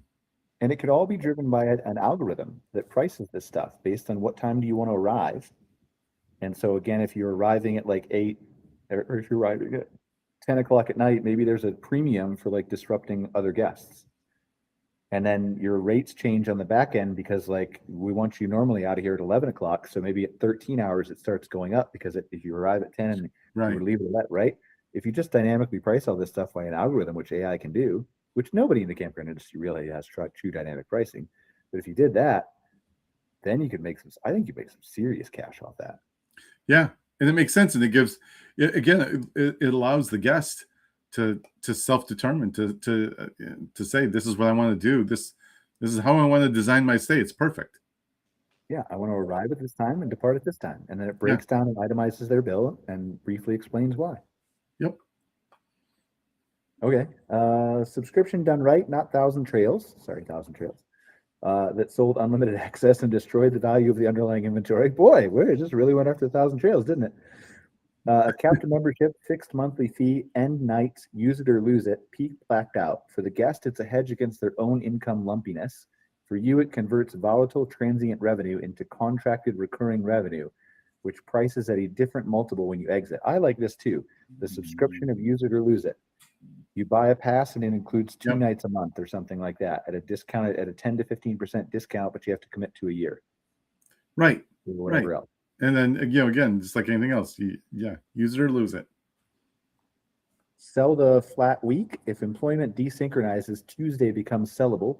Your entire fixed cost problem is earning on 100 nights a year. Flattening that curve beats any rate increase. We already did that before. Flex the energy model, meter it, invert it into a rate fence. Once metered, sell a 15 amp essentials tier at a genuinely lower base rate, maybe. Then get long the thing everybody else is short. Solar plus storage doesn't pencil today at 7 to 10 years, but the payback shortens every year. The utility raises rates. At 30 to 50% higher rates, it's 4 to 6 years, but it arrives right as capital gets cheap in 2028, 2030, maybe. More interesting, you own land with grid interconnection and a daytime load profile that's low exactly when solar output is high. Okay. EV charging that's been capital on, etc. A guest park 12 hours a night. Flex who counts as a guest. Build the extended stay framework instead of the ban. If displacement runs even moderately hot, residential adjacent demand is arriving whether you design for it or not. Operators who build a deliberate product, define term limits, condition standards, screening, a separate area, its own rate structure, capture it profitably. Operators who ban it get it anyway, informally, and it degrades the asset because it's unmanaged. Trades and project crews is a named segment. The guest who owns nothing. KOA is nearly half of campers likely to rent an RV, with Gen Z twice as likely as millennials to rent rather than own. If a large share of your future demand doesn't own equipment, the park that supplies equipment captures the entire wallet instead of the site fee. That's not a nice to have by 2030, that's the access model. And let me tell you, if you've paid attention at all to RV shipments and RV sales, there's a lot of inventory that's sitting at your local RV dealership that could be used. Let's create a partnership with you on your, it's 2026, you've got 2024, 2025 model years still sitting on your lot. Let's create a partnership where we're just work like a rental car company. We'll take it off your hands and we'll pay you X number percentage of the site nights from it. And then you can sell it as a used RV, which is in higher demand than new RVs now. Yep. And then maybe you can move it off your lot and make some income from it, right? Yep. Trades and project queues, guest owns nothing. Okay, flex the risk, stop treating insurance as a line item. Extend the parametric logic from smoke to heat, air quality, flood, and evacuation. Published and priced. Okay. Flex the capital structure. At 80K a site with expensive debt, most operators cannot build, so stop trying to. Land lease and operator partnership. Some people are doing that already. Relocatable inventory. Guest-funded expansion, locked-in prepaid bookings, memberships, and gift card float are the cheapest capital available to a small operator right now. The operator who wins 2029 to 2031 isn't the one who guessed the future correctly. It's the one who structured the business so that being wrong is cheap. Okay. Okay, now let's put everything on the table and think about 10 to 20 years from first principles. AI, robotics, flying cars, whatever. We'll see what that says, and then we'll close out the show. What do you think, though? There's a lot of good ideas, yeah? Yeah. No, the advice is, in some cases you have to blow up the model. It's like having just a different set of expectations and a different mindset. That again, it has that, as this whole exercise was about, the inherent flexibility so that you can still manage the guest experience while making enough money to stay afloat. That's really what it's all about. I mean, basing it off what's the status of your guests. What is their status? And as we started this whole show off with, it's they have less money. It doesn't matter what category you're in, you have less money than you did a year ago. Yeah, and just looking at what you can do to be the most flexible you can be. Like as we've said many times before, I think our specific narrow piece of the industry that are members of OHI, that are franchisees of KOA, that are private campgrounds and resorts, generally speaking, on a macro level, obviously exceptions, right? Mm-hmm. On a macro level, has staked our entire claim on the fact that if the RV industry does well, we do well. Like there's not a lot of campgrounds in the private campground industry or in the private outdoor hospitality industry. There's a bunch of RV parks. And everything that they do is tied to like CapEx around RVs. And I'm not saying that RVs is bad. I'm saying that RVs should be one piece of a much larger strategy that you're putting into place. Depending on where you are and who your market is and who you're targeting and what you want to build. And maybe RV is 100% of it for you, right? Mm-hmm. But I don't think that's for everybody. And I think a lot of what I've seen when I go to many of these association conferences is the same thing being repeated for 15, 16 years that I've been going to these conferences. And it's not that these people aren't smart that are speaking. They are. It's that as we've learned here, right? Imagine the thought process that would have to go into something like this pre-AI, right? Let alone now Right. with AI. It's still taking us 2 hours to go through this, right? And we could keep going for longer, but so, all right, so let me strip it to the studs, because at 20 years, the useful question isn't what technology arrives, it's which parts of a campground are actually load-bearing and which are historical accident. A campground is 5 things: land with natural quality, a legal right to occupy it, utility connections, a position relative to where people live, and labor. Ask which of these survive contact with the next 2 decades. Utility connections exist only because your vehicle can't make its own power, water, and waste processing. That's not a permanent fact about camping. It's a temporary fact about 2026 engineering. That's fascinating. I mean, why not? If they can recycle and 3D print stuff in space, why can't your car or RV do that one day? Right. Yep. I think the technology is already there for a lot of it. It's just too expensive. Position relative to population exists only because travel is expensive and requires your attention, also temporary. Labor is being automated as we speak, which leaves land with a natural quality and the legal right to control access to it. Everything else on that list has an expiry date. That's the whole 20-year thesis, and everything below is a consequence of it. So the 3 disillusions. Autonomy dissolves distance, and this is an existential threat before it's an opportunity. The reason nobody drives 12 hours is that driving is labor. Remove the labor and travel time converts into sleep, work, or leisure. That's a phase change, not an improvement. The part nobody in this industry has said out loud. If the rig drives itself overnight, you man, I have said this out loud for like 7 years, man. If the rig drives itself overnight while you sleep, the vehicle just disintermediated the night. Our core product is a place to be after dark. If the guest wakes up 600 miles down the road having slept comfortably in motion, they didn't need us. What they need is 20 minutes of dump, fill, and charge. Hourly sites. And that's a truck stop, not a campground, with a completely different margin structure and a completely different competitor set. So every transient corridor park is structurally dead in that world. Fuck, that's a big statement. I don't know if that's true, but that's a big statement. If you're defining transient as moving as a KOA journey, Right. Okay. All right. The overnight stopover business model, which is a huge share of this industry's inventory, is the buggy whip here. Destination parks survive, waypoints do not. The flip side is that radius expands enormously, and that inverts the metro proximity logic I gave you for the near term.